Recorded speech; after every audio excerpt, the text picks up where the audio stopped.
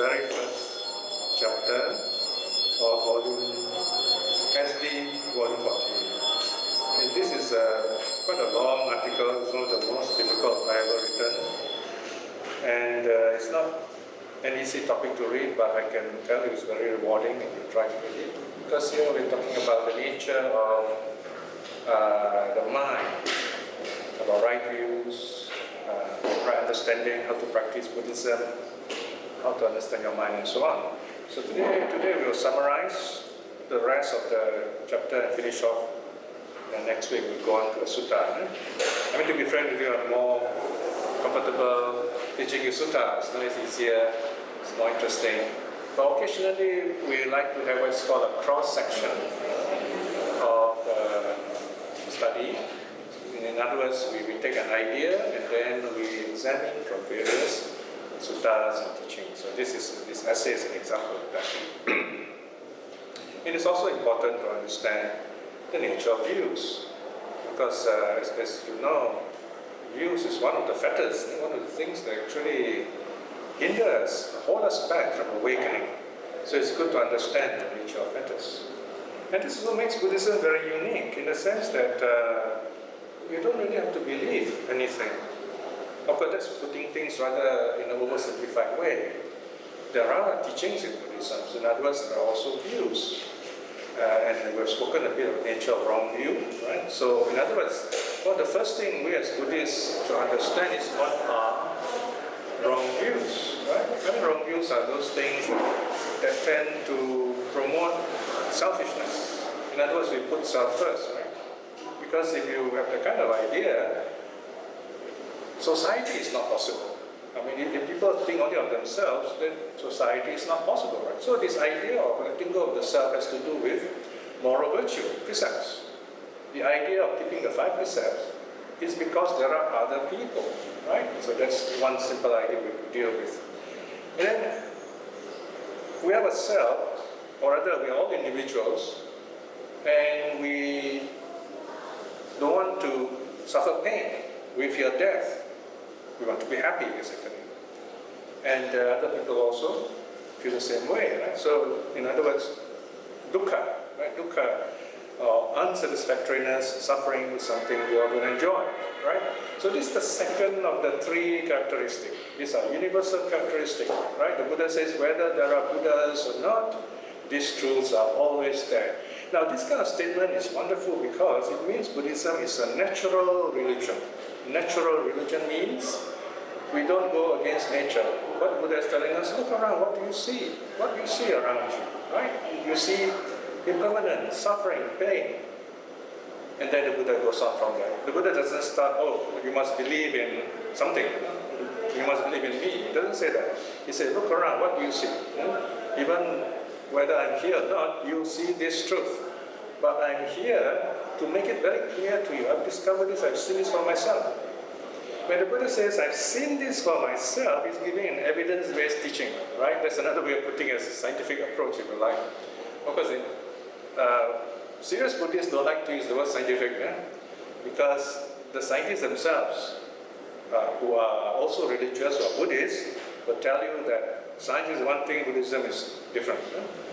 Science measure things, but sometimes even science is wrong. So every generation, scientists change their view, and they build up on the opinions of previous scientists. But in the case of Buddhism, nobody revises the Four Noble Truths. I mean, you're not going to hold a national or international conference and say, from now on, we're going to have 3 Noble Truths. It's always 4 Noble Truths.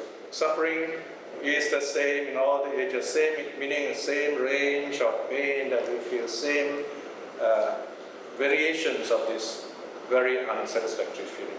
So in other words, Buddhism is telling you these are the things. If you can discover this, you discover yourself. Buddhism is talking about nature, right? So the first thing we notice, everything is impermanent. Number 2, because everything is impermanent, they are not satisfactory. Not satisfactory means you've got to be mindful. You've got to continually upgrade yourself, right? For example, if we know the people we love are impermanent, that means we want to spend more quality time with them. And if we know people are impermanent, we also know they will change, they become better. So impermanence is like a quality control.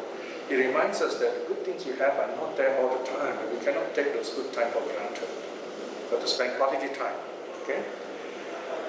Then we discover that this whole concept of time itself is related to our actions, how we see things with the five senses. If you look through things in the five senses, you get a clock time, 1 o'clock, 2 o'clock, or what I call TikTok time. But if you see things with the mind, through mindfulness meditation, you transcend time. You begin to have more time. For the last 12 years, for example, I've been working on this sutta translation all my life. I wanted to study suttas. Finally, you might say, when we moved to Singapore, everything is the computers, and the whole Tripitaka is online. And I'm amazed myself that after 12 years, we came up with 50 volumes of this book in front of you. And I told myself, how do I do that? Bit by bit, bit by bit. In Dhammapada, there is a saying, it says, drop by drop, the pot is filled. Right? So don't look down on evil. Even drop by drop, the evil will collect and the karma will come back. Don't look down on good. Drop by drop, goodness will collect and the result will bless. So even sutta study, we just, this sutta translation, just a few hours a day, a few minutes a day when we are busy. In the end, we get this wonderful translation. And as we grow older, I've been with Buddhism for the last 40, 50 years, and I'm 65 this year. I don't know how many times I've been saying I'm 65 this year. Just reminding myself how old I am. And you don't have much time left. So you find you understand all these teachings much deeper. And when you look at the teachings, you begin to see all the connections. And you want to tell people, look, these are the connections. Okay? So here is an example of the kind of connection. Okay? So we talk about the middle way in Buddhism also. Right? The very first sutta, we have mentioned the middle way. And we are told that the middle way avoids the extreme of self-mortification, torturing the body.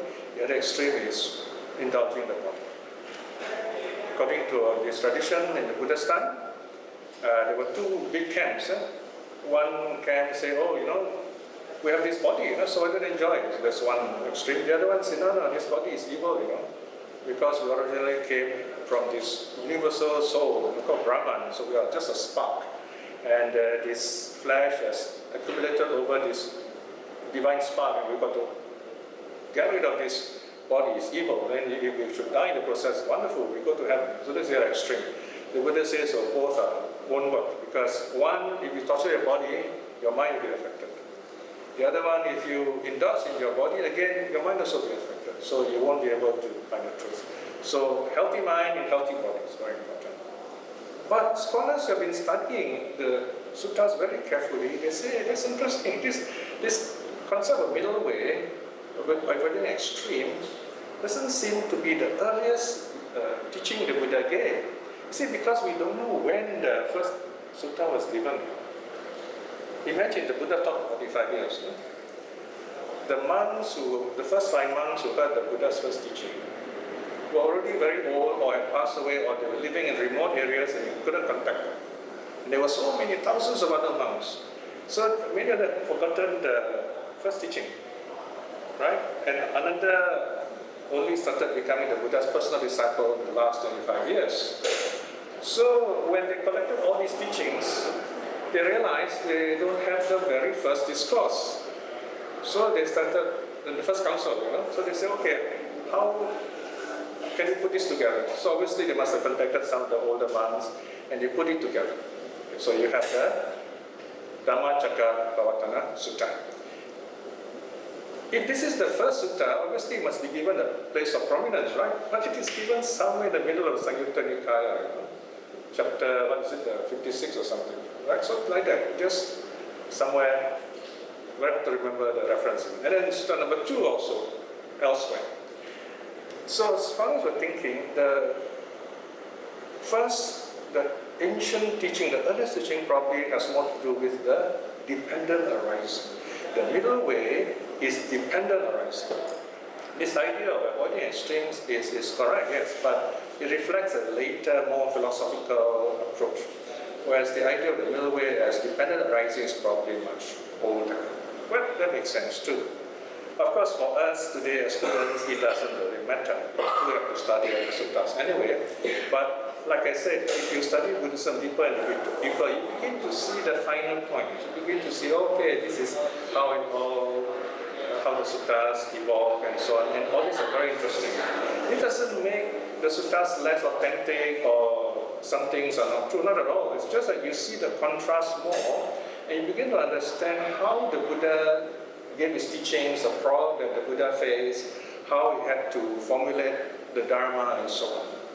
And we were talking about someone who lived for 45 years, you know. I mean, he can't be teaching everything the same all the 45 years, right? So in the first few years, first 10 years, first 20 years definitely, his teaching was very simple and direct. Those monks listened, they got enlightened almost on the spot. The last 25 years, more or less, the Buddha allowed his monks to ordain other monks. Anyone who qualifies, who's healthy, who has not broken the law, who follow all the rules, conditions given, can become monks. Even though they were not enlightened, they were not saints. So in other words, the Buddha almost is thinking like this, okay, now we have this, the core of the noble saints, they are enlightened beings, so now let us allow other monks who are not enlightened to live this life because they have the teachers who are awakened saints. And because the Buddha did this, we have Buddhism going down right until our times, 2,500 years later. But of course, since these monks were enlightened, many of them broke the rules also. That's why there was the Vinaya. Okay? So there are many rules. So those rules also handed down till today. So we see here, in other words, in the second period, the last 25 years of Buddha's time, the teachings became more systematic. The kind of teaching we see in Sunday schools, the kind of teaching we hear Buddhist speakers talking to us about. It's formulas, numbers, Noble Eightfold Path, 4 Noble Truths, 12 links, and so on, 5 aggregates, and so on and so forth. So Buddhism became formulated later on. So this kind of understanding is very helpful to us. Because if you look at the Sutta Nipata, for example, Sutta Nipata is one of the 15 books in the 5th collection. The suttas seem to be haphazard, not systematic. The Buddha will just say, okay, these are the good things, and he gives a list of 7, 8, or 9, and then you find this list is not so standard, it's not for everywhere, but the basic ideas are that usually the first one the Buddha will say, okay, these are the best stuff. Number 1 has to do with craving. So we know the seeds are there. They became more systematic over time. So the first 5, 10 years, 20 years of Buddha's teaching is very direct, very simple, almost conversational, if you like, very personal, even to the particular person that the Buddha is talking to. And the teaching is just as beautiful, just as interesting. So why is the middle way as dependent arising so important? Because this middle way not only tells us to avoid extremes, but also tells us to understand how suffering arises. In a sense, you might say, the 4 Noble Truths are also found in the 12 links. Now look at the simple formula on page 28, the 12 links, 11.1.2. Is it the same number in your book? Section 11.1.2, page 28.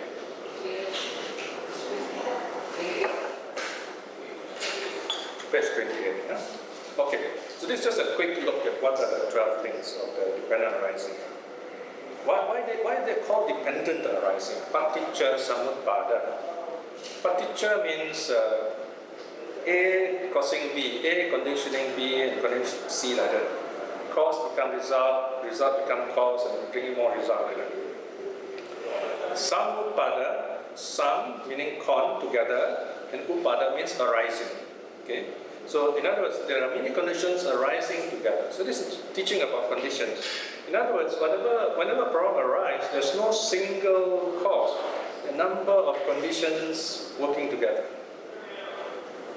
Now the 12 links are, the heading are like this: ignorance, volitional activities, consciousness, name and form, the 6 senses, contact, 12 links, craving, clinging, existence, birth, decay and death, right? And if you remember the formula, it goes like this. Dependent on ignorance, there arises volitional activities. Volitional activities means karmic activities. Dependent on karmic activities, rise the next one. It goes on like that. You get 12 links. Now, what are each of these 12 links? Let's have a quick look. Ignorance, avijja, is the lack of direct vision of the Four Noble Truths, right? So ignorance here, it doesn't mean we do not know anything about Buddhism, but rather we don't really fully understand the nature of the Four Noble Truths. We know what the Four Noble Truths are, but we have not experienced them directly. We have gone through suffering, yes, but do we learn from it, for example? Okay? So when we don't have this kind of wisdom, then we engage in volitional activities. That's number 2. Can you see number 2 there? Sankhara. This means what? Unwholesome and wholesome karmic actions of mind, speech and body. So in other words, we act out through body, speech and mind. And when we act out through body, speech and mind, these sustain, or you might say contribute to consciousness. Number 3, consciousness. Determining where it will arise at the moment of conception, right? So consciousness arises. This is rebirth consciousness. And then there arises name and form. Number 4, name and form, meaning living physical form, that is rupa, and the sense faculties, that's nama, which in turn mature into the 6 sense spheres, 6 senses. That is the 5 physical senses, eye, ear, nose, tongue, body, and then plus the mind, okay, 6 senses. Now, if we look at this first part, this explaining about to you rebirth. Now you can also look at this first 5 stages in a baby, a developing little infant. Okay, newborn infant, we give this child toys. We talk to the child. What are we doing when we do that? This child is born in ignorance. So the more we talk, the more toys this little baby has, the more it's able to form, it's able to be active. This active, of course, is volitional activities. And then it becomes more conscious, meaning the eye, vision develops, his ability to understand sound, so it begins to develop, right? So consciousness becomes more acute and more developed. And it's able to name things, name and form, right? We tell the baby, okay, this is a little doggy, this is a little ducky, and so on. So all these words begin to make this child more intelligent. So this is another way of looking at it. Now then you have the 6 senses, that's brackets 5. And this, when I'm reading the last sentence, when any of these sense faculties meet the respective sense objects, there is contact. When the 6 senses experience things around them, there is sense contact. Sense contact means sense experience, sense stimuli. And when this happens, there is feeling, number 7. Feeling is based on our perception, recognizing something as being pleasurable or painful or neutral. Whenever we experience something through the eye, ear, nose, tongue, body, mind, we always evaluate it. I like this, I don't like this, or I don't care about this, depending on whether you see it as pleasurable, painful, or neutral. Feelings, okay, this is called feelings, 3 kinds of feelings. And if you stop there, it's okay. Like meditation, you notice the feelings arise, okay, they're permanent, they come, they go, you stop there, you're safe. But usually we don't. We say, wow, this feeling is very nice, and we want it, you stop craving. Number 8. Or we say, oh, this one's not nice, I don't like it. That also is called craving. Because when you have one, you have the other. When you have craving, you have the opposite of craving, which is dislike, ill will, and so on. So that's number 8. Craving arises, intensifying into clinging. Craving is when you have not got it yet. So once you have it, you hold on to it, clinging. Clinging, as we view what we like, reject what we dislike, and ignore what we regard as neutral. This builds up our volitional activities, sustaining our renewed existence. So the more we cling to something, we become the thing that we desire. Okay? We become the thing that we desire. This is a very interesting understanding of karma. See, very often we might misunderstand, we think that karma is like results. Somebody does something bad, so this person is suffering now. That's one way of looking at it, but it's not totally correct. We become the karma that we regularly behave.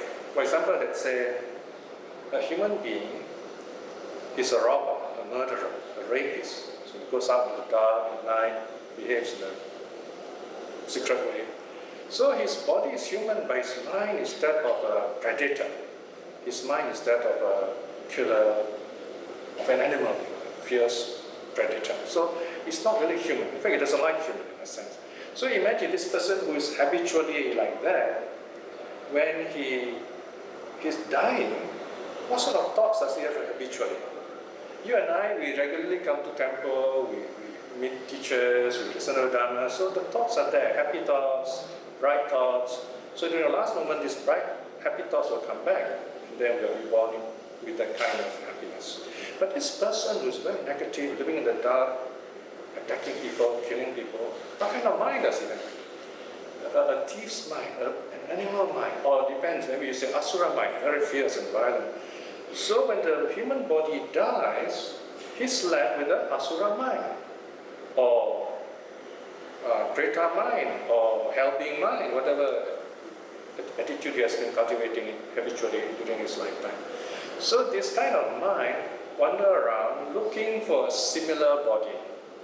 So if this human being, ex-human being, behaves like an animal, or is a drug addict, an animal, you look around and see future parents mating, male and female animal, maybe a tiger or lion.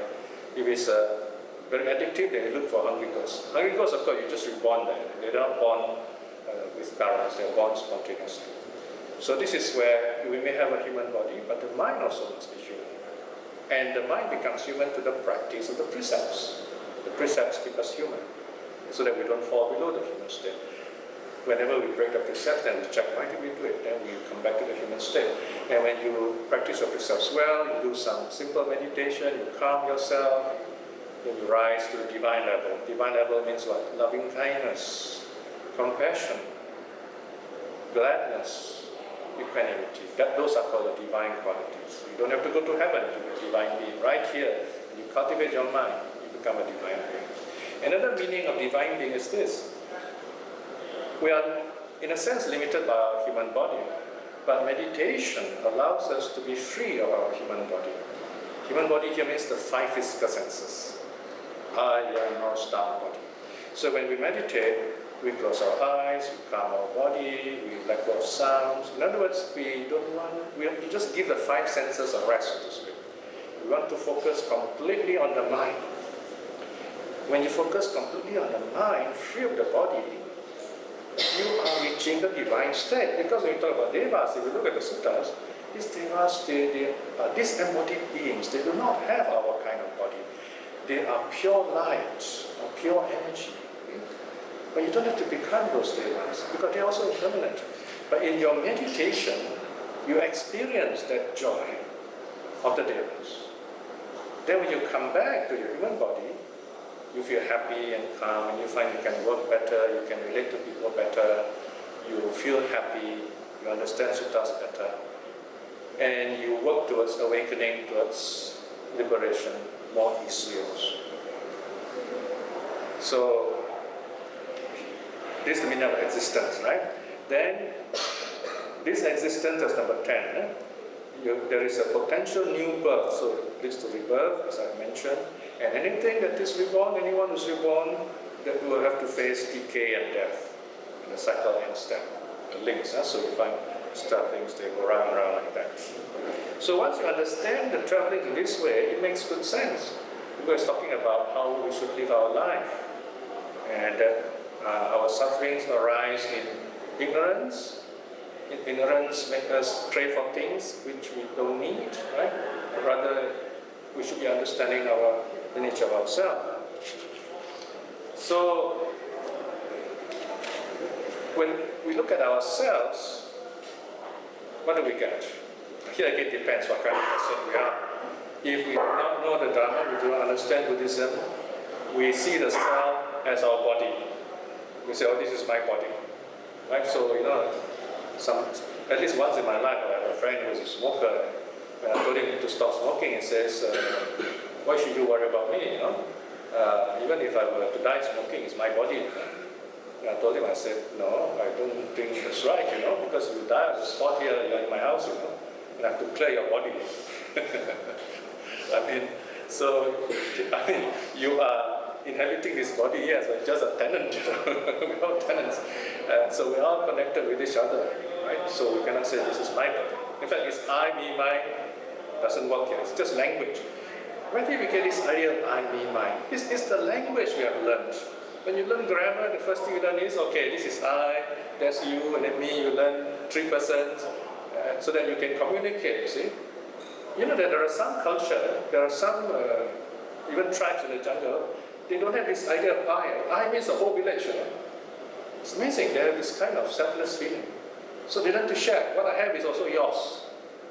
In a sense, the monks think like that. See, whatever a monk has, he shares with others. Except his robes, of course. But even if his robes, his robes, he's willing to share with others when they need it. Anyway, so in other words, this conventional language, I, me, mine, we use, so it's convenient for us to talk to people. And we have to understand. So the Buddha doesn't reject language. He's saying, remember, this is how it is used. But the reality is there's no I, me, mine. Furthermore, if you are caught with the idea of I, me, mine, then you fall into a problem called owning the pain. Right? You say, oh, I am suffering, someone's doing this to me. So when you use I, me, mine, the pain becomes bigger. Okay? This last week, I went for this physiotherapy on my shoulder, because all my ligaments there seems to be degenerating. And this physiotherapist made me twist my arm in many different ways. Finally, he located the tendon. The next thing he does is he uses his knuckle, start digging into my muscle. Wow, that was really painful. We used to do this as school children, we kind of bully each other. And I said, wow, it's my karma coming back, it's really painful. So he says, painful? And I said, painful. He said, okay, good. And then you go on doing it. Anyway, but you see, it's a good feeling because I can feel it healing now, right? So the point is, I know it's painful, but I told myself, well, okay, it's just pain, it's coming, it's going, And of course, he asked me, is it painful? I said it's painful, but it's not that bad, you know what I mean? So in other words, if you don't want the pain, you don't have to cry. There was this kid, the next ward, was crying the whole session. So we don't have to really suffer in a double way. The body may feel the pain, but the mind doesn't feel the pain. That's the meaning. So we understand not to use I, me, mine in this way. So that is why the Buddha reminds us, one of the very first fetter we must break is self-view, or rather attachment to self-view. Okay? That this body are the five gates, this body is permanent. So this reflection of the fact this body is changing, it's impermanent, it's made up of parts, is a very good reflection. And the result of this reflection is string winning in this life itself. And if you understand the nature of this kind of reflection, then the next thing is you have no doubt about yourself. You know that through your effort, you will be able to attain spiritual upliftment, even awakening self, and you don't depend on outside agency for blessing happiness. You don't need a God to help you. You don't need magical things to help you. In other words, you are not attached to rituals and vows. These are the three fetters. Self-attachment to self-view, doubt, attachment to rituals and vows. You break these three fetters, you attain straight. This is the first step you need to understand. So when we look at this, we begin to understand the nature of truth, right? So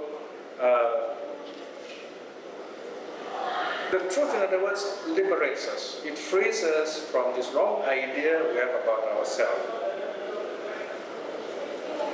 Now, let us look at this idea of truth a little bit more. The fact that I'm sitting here talking with you, assume we have this basic assumption that I'm going to tell you the truth. This is a basic value among humans, because if we do not value truth, we can never get together. Because whatever we say is not true. We are not functional. Right? So this idea of truth is very important because we want to communicate effectively. Otherwise, society is not possible. Now, when you look at what is true, there's also, you must understand what is real, right? True is how you communicate. What is real is it happening out there? So this is where we come to the nature of Buddhist moral virtue. Okay? Why we need to be good. Why we need to give the precepts. Right? Of course, we understand, we say there's a first training, we need to develop our body and speech first.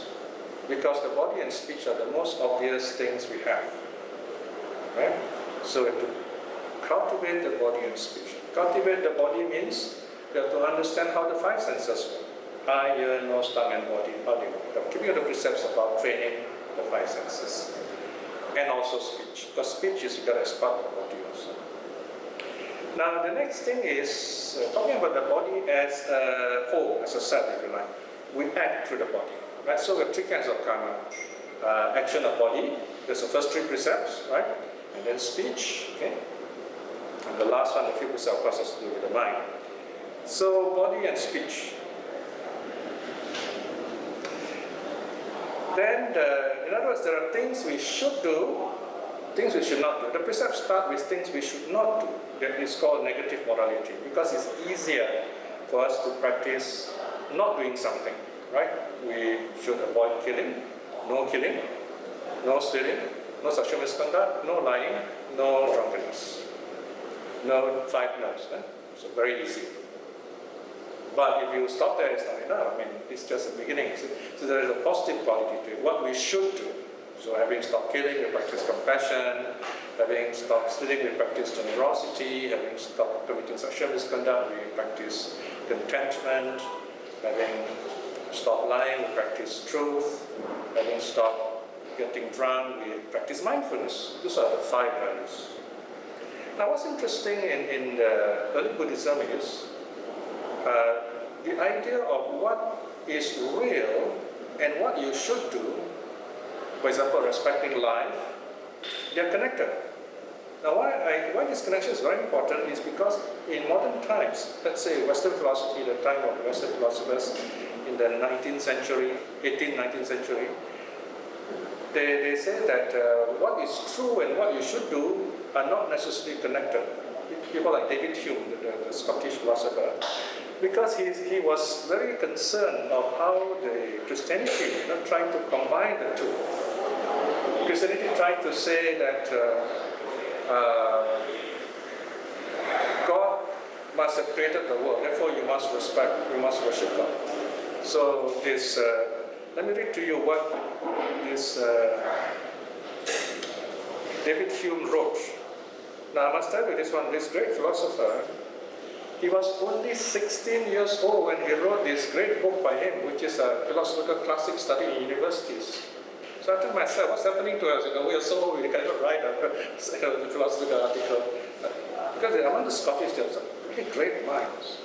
So imagine this prodigy, 16 years old, to write this great book in 1793. Let me read to you this. You just look at this part here on page 36. This is from his book called Treatise of Human Nature. In every system of morality, you got it? Everyone got it? In every system of morality which I have hitherto met with, I've always remarked that the author proceeds from some time in the ordinary way of reasoning and establishes the being of a God and makes observations concerning human affairs, when of a sudden, in other words, and all of a sudden, I am surprised to find that instead of the usual copulation, here copulation just means pairing, okay, of propositions, and it's not, I meet with no proposition that is not connected with an ought not. This change is imperceptible, but it is, however, of last consequence. Let me just stop here because this is very deep language. It's the way the Scottish speak English, the way the English speak the English philosophical language. It means this. He's saying I've observed how people talk, especially the preachers. They talk about nature, they talk about what is, and then suddenly they bring in the idea of God, as if they're connected, but they're totally unconnected. This is his idea, see? It's amazing. His reasoning was amazing. This is like first year philosophy book. Demonstrates that man created God. Exactly, okay? So that's what I was trying to say, see? But that's not my point why I bring this passage to your attention. My interest is this. Because of this challenge from the God idea, the Western philosophers had to, respond in this way to show that the two are not connected. Nature is nature, God idea is created by man. But not in the case of the Buddha. The Buddha never need to see the dichotomy to separate the idea of is and what you ought to do. What the human is saying, the preachers are saying, look, you see all these things around you, right? Nature, mountains, and so on, right? Therefore, you must believe in God. So you say, what connection is there? Right? Now the Buddhists are, okay? The Buddha says, okay, you see all these things around you, right? You see living beings. What do you see in living beings? All the beings, number one, are alive. That is an is. Plural, are. Okay? It is alive. They are alive. What does it mean to be alive? It means you want to live. If you want to live, you fear pain. You don't want people to hurt you. Now, if you accept that fact, and you very well know you don't like people to hurt you, therefore you should not hurt other people. Ought, you see, so is and ought are connected. They're definitely closely connected. You don't want people to hurt you, so you ought not to hurt others. This is called the golden rule. The golden rule, you see. So in other words, in Buddhism, we don't separate is and ought.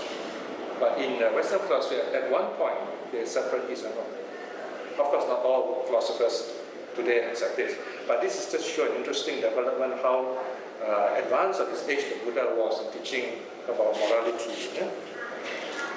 So in other words, in Buddhism also, when you talk about moral conduct, we're not just talking about the body.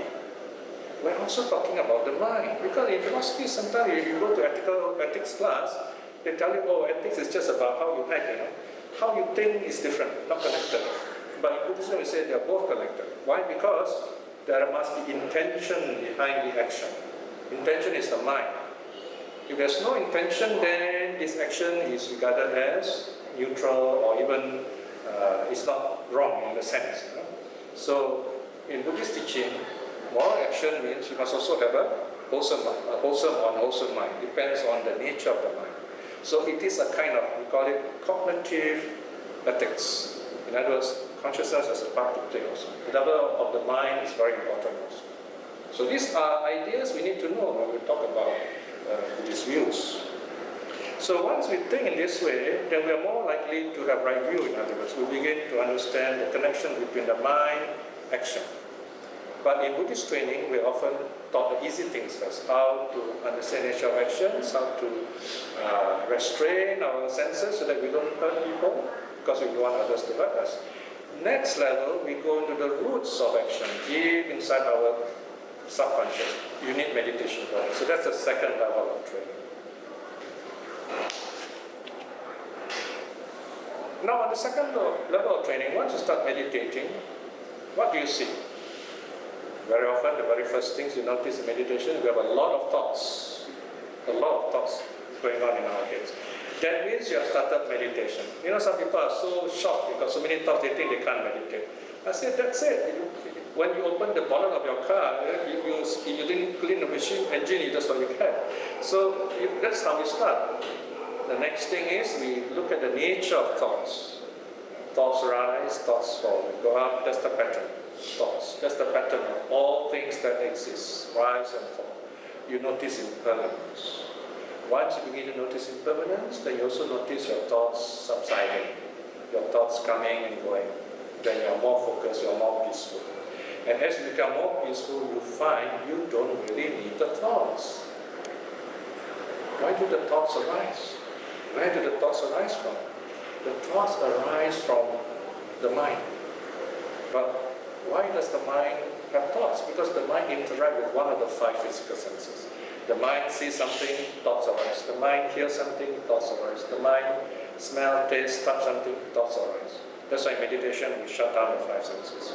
We want to clear the mind for a short while, to have a rest, to clear our mind so that we energize ourselves.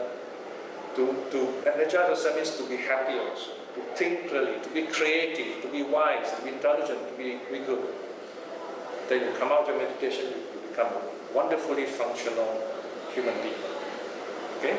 So, we clear the mind of thoughts. Result, peace.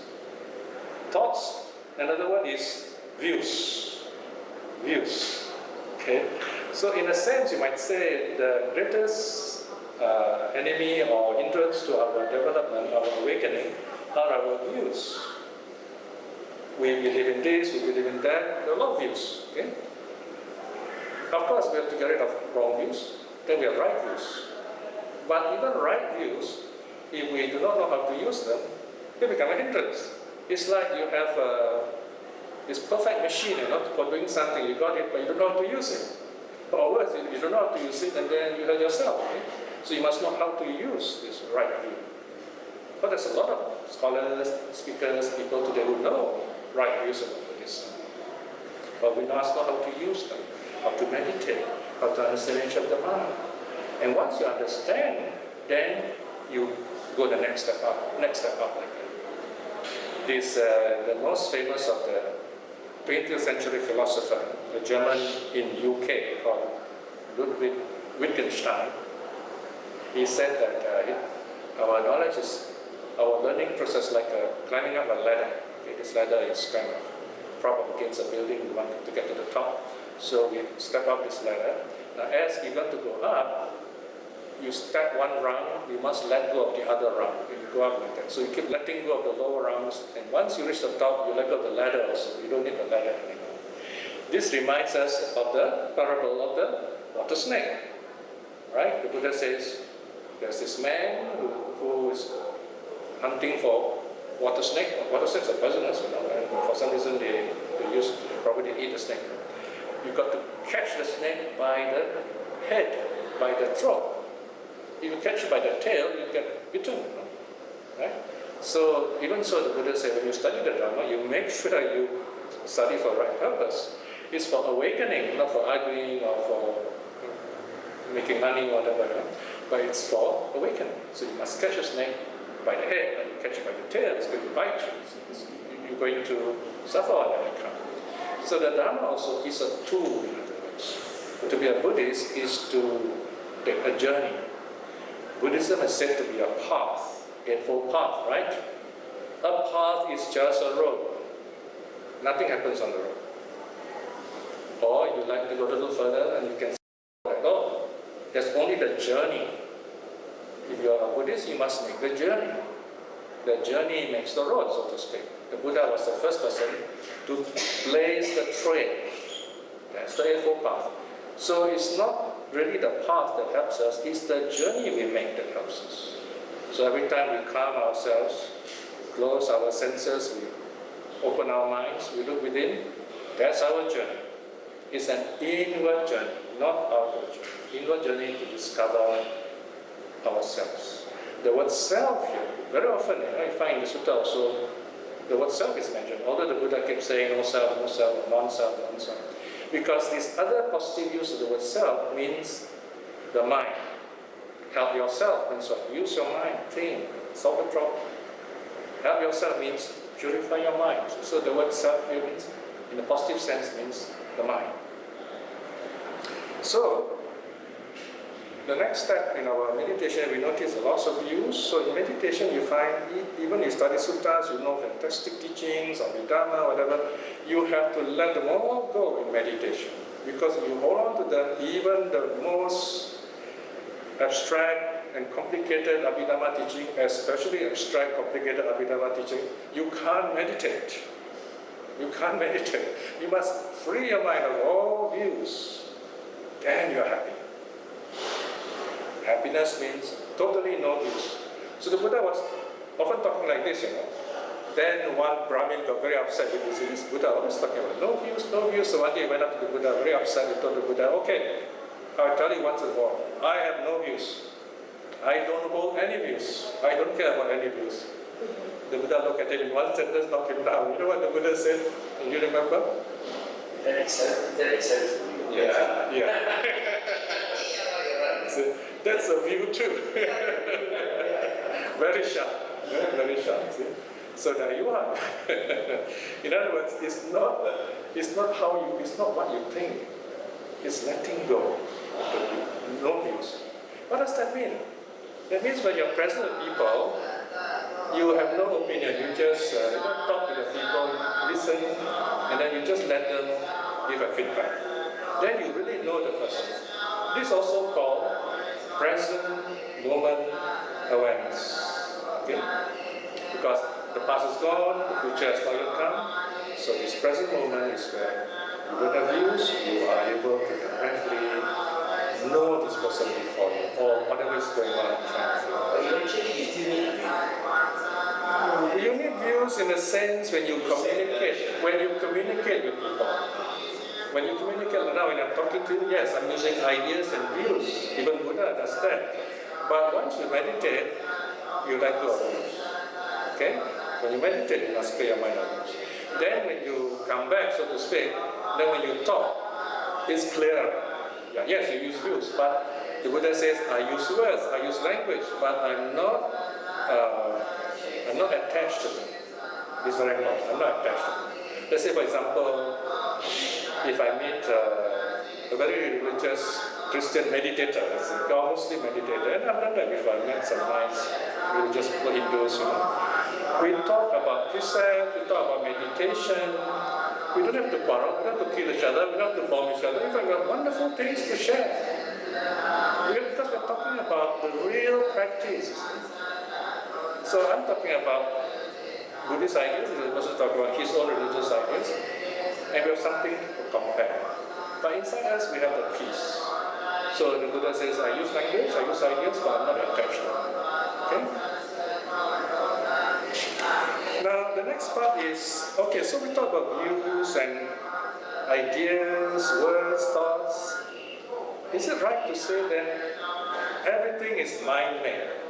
You know, sometimes you hear some Buddhists tell you, everything is mind-made. Let me just say, this is not exactly correct.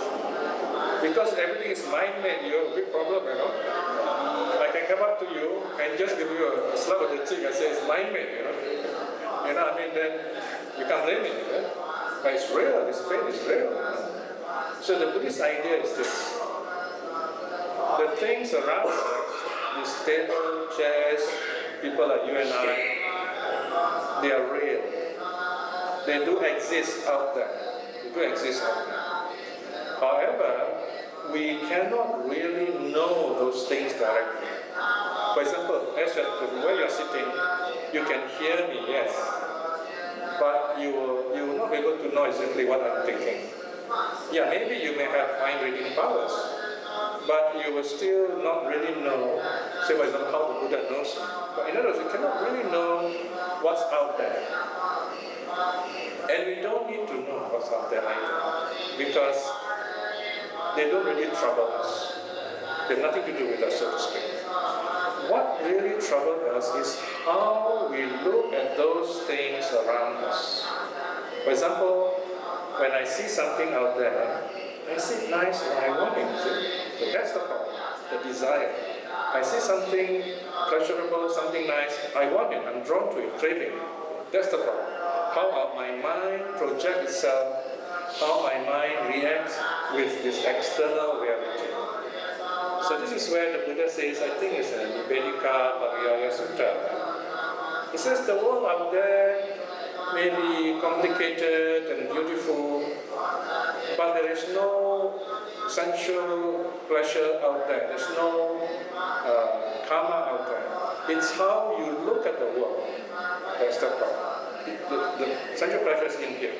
That's a very beautiful way of. In that sense, it is mind-made. But the world is not mind-made. Yes, so that's one way we can understand it. So, understand each of the mind, purify it, then you are safe, so to speak. Yeah? So this is one interesting point to think about.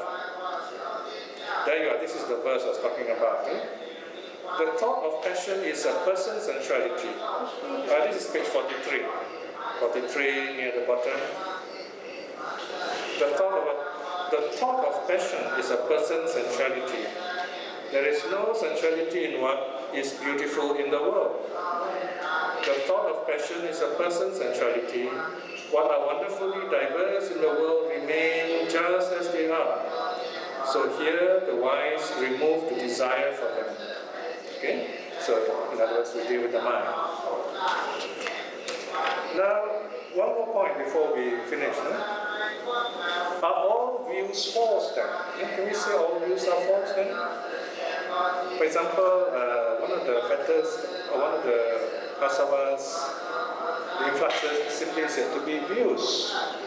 In other words, as long as you have views, you will never be fully awakened, you will never be enlightened.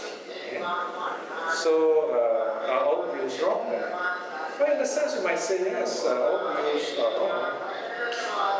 In the sense that because the word view itself means a way of looking. We say a viewpoint. Very often we say a point of view.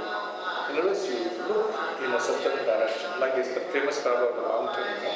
We just look from one side. So it's not the whole mountain. The truth is the mountain itself. Okay? So, and yet if we understand this, that a view is simply a partial idea of something, then we are fine. Right? So, but if you say only this is right, everything else is wrong, then it is negative. Okay? So views are quite tricky then, in other words. So to be a Buddhist, therefore, you should understand how the mind works. And it is something that we should do about ourselves.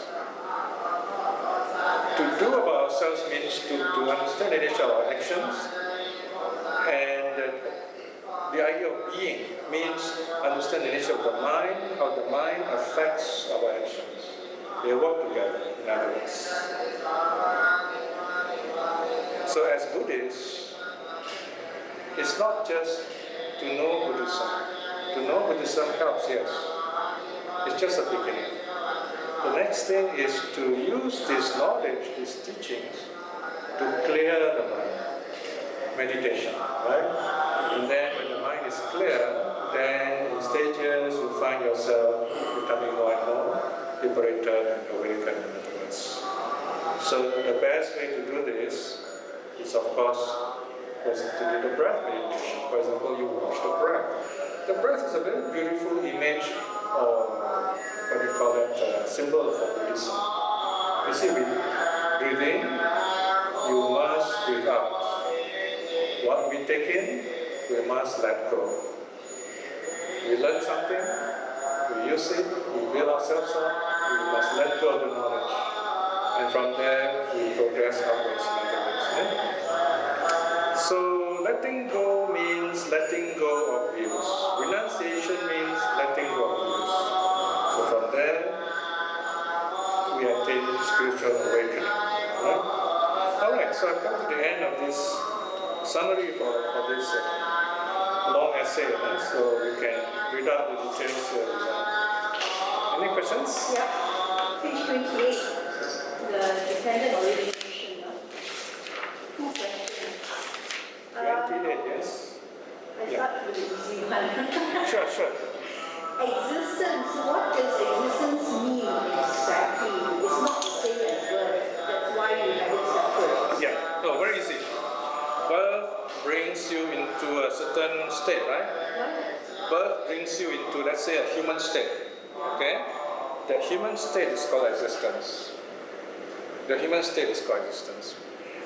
This word state is a bit tricky, because when we say the word state, it's like, from the word state, the adjective is static, right? Static means Human condition? static means unchanging. So that's, of course, is not accepted in Buddhism. Yeah, you can say human condition. Sometimes the Pali word is bhava. Sometimes it is translated as becoming. Okay. Okay, does that answer your question? Okay, that's the meaning of existence. Yeah, okay. I suppose, Yeah. I suppose existence, human condition becoming has a sense of craving in it, yes? Yeah. For example, wanting to live, Right, so in a way, it perpetuates life. So in a sense, the Buddha accept that kind of idea. People, they love life, they want to be heard. So we should respect that, at least on that level. So the Buddha does respect human needs, not to hurt others. Right? On that level, on a simple human level, to respect others. Okay? Because people have craving, they want to die, in that sense. But by the same token, we should not hurt others. We should not hurt others also. So the Buddha is looking at it more broadly. In the sutta, the exposition at first is reverse of this. And in the sutta it says, name and form gives rise to consciousness. Consciousness gives rise to name and form. In the sutta. That's a loop. You're talking about the loop, yeah. But always I noticed that in like this, for example, and in many other reproduction of that, they do not say that. They just say name and form and consciousness. They do not state the cycle of name and form giving rise to consciousness and consciousness giving rise to name and form. So what's your question? Why is that? Depends on what the Buddha is trying to explain. Here, the Buddha is still explaining of traveling, showing how, for example, the present state arises, or how the past comes to the present to the future. In other words, the process of three lives. Or, in the case that you were telling about the loop, when the Buddha is talking about, see, there are two meanings of consciousness. One is what's called cognitive consciousness. That is the consciousness of your senses, how you experience things now. Cognitive consciousness. The other one is called existential consciousness, meaning the kind of consciousness that sustains you as being alive, that keeps you alive. That's called existential consciousness. So the same word is used. So you got to see the context. So for example, in the case of the loop cycle, the Buddha is saying, okay, when you have name and form, when you see name and form, you become more aware of what's going on, see? So that is called cognitive consciousness. Your senses become more involved. You begin to build yourself up more through your senses, existential consciousness. Your senses become more mature as we become adults. Okay? Is that clear enough? Our senses become more mature as human beings. So we begin to recognize things more through seeing, we recognize more sounds through listening, right? Because we look at name and form, and basically it's like going to school, you learn all the alphabets. So you're saying is that the loop means that your cognitive consciousness becomes your existential consciousness? It depends where you're directing your mind. See? So what keeps you going is this underlying existential consciousness. Yeah. Like when we are sleeping, although our senses all have shut down, there is that stream of what's called bhavanga, life continuum. The same meaning of the existence here that I asked about? The word consciousness, it's the word consciousness, refers to both. Vijnana. Okay? Only in that one sutta you have the double. Elsewhere, it's a normal travelings. Okay? You have to read up the chapter itself on the double loop. But that's a rare statement. Usually only one sutta mentioned, because the purpose was to show these two cycles. Okay. Here the normal one is the travelling stages. Next lesson we're going to a sutta again. So very interesting suttas. Asalayana Sutta. Okay, let us do a short reflection. Today is the first day of the Chinese 7 moon, so time to show our gratitude to our ancestors, people who have come before us, who have worked for us. The Buddhist idea of ancestors, of course, is that they all have been reborn, they all varying according to the karma reborn elsewhere. Of course, if they're born as devas, they might still be in communication with us if they're born in the lower realms. If not in the higher realms, they're enjoying great bliss. If they're born in the human states, of course, they won't be able to communicate with us directly unless they are nearby and we're going to know them. If they're born in lower states, they might even share our habitat nearby. But if they are reborn in a particular state as pretas, then our loving kindness will help them to fare on. In fact, loving kindness is the vital ingredient in all our actions, especially ritual action in the sense of praying for them, dedicating marriage to them. In other words, we should do it ourselves, remembering the good things they have done, as the sutta says, and then wish them well and happy. Whether they are here to hear this goodness which we dedicate to them, or they are not here, there are always relatives of ours hovering around, beings who are yet to be born. So even though they might not be our immediate relative, they could be connected with us somehow. The next important point to remember, the Buddha tells us, we should not only dedicate merits and loving kindness to relatives, but also to our friends, even enemies. Because in this long cycle of rebirth, we all have been brothers and sisters to each other, husbands and wives, relatives, we are somehow connected. So we send our loving kindness to all beings, all the same. In that spirit, we dedicate all this wonderful good karma of what they've done today and at other times, practicing the Dharma, practicing the precepts, practicing generosity, contributing our time for this work, helping others, developing our minds and so on. Above all these good deeds, may all these beings be well and happy. May our teachers who have contributed the good Dharma to us to be well and happy. And the people who come here and labor and help this place to enjoy good health and wisdom. Above all, may we too enjoy good health, great blessings, and wisdom in this life itself. May our meditation progress well. And by all these good deeds we have done, may we attain spiritual liberation, namely strengthening in this life itself. In this moment of joy and peace, let us share our loving kindness throughout the world. May all beings everywhere be well and happy.